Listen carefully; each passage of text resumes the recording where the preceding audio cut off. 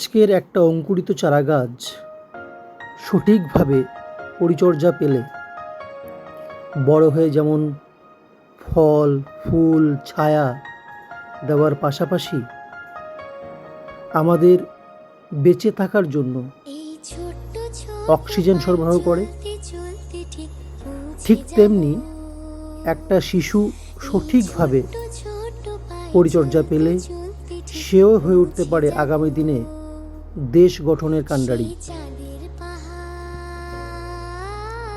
একটা গাছ মায়ের জন্য, এক পের মাকে লিয়ে। সরকার প্রসূত এই নির্দেশনামাকে কার্যকারী করতে গিয়ে আমরা পূর্ব চোখাখেতি প্রাথমিক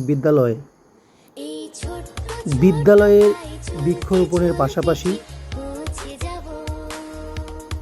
প্রতিটি শিশুর বাড়িতে এবং বিদ্যালয়ের পারিপার্শ্বিক এলাকাতে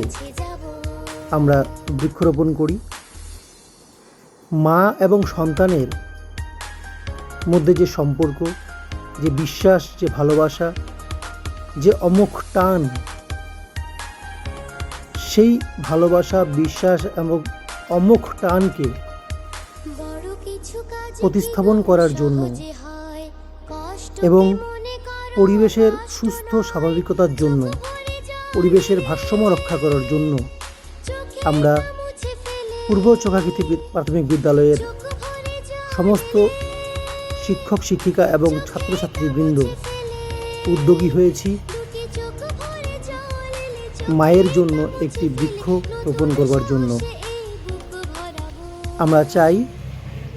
আজকের শিশু আগামী দিনের ভবিষ্যৎ, তারা এবং নবপ্রজন্ম যাতে গ্রীষ্ম, বর্ষা, শরৎ, হেমন্ত এবং শীত, বসন্ত এই 6টা ঋতুরই নির্যাস তারা পায় এবং সুস্থ, সতেজ, সবুজ পরিবেশে যাতে তারা নিজেদেরকে মেলে ধরতে পারে, তারা যাতে সুস্থভাবে বিশুদ্ধ অক্সিজেন নিয়ে